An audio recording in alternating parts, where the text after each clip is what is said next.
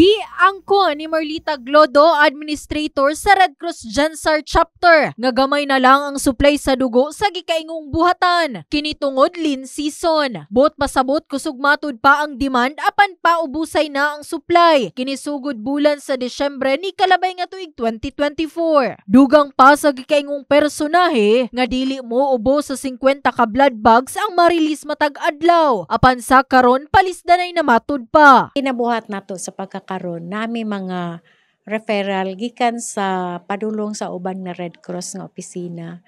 So nagapangayo mi tabang. Ang uban is karon kasagaran is naa siya patient direct.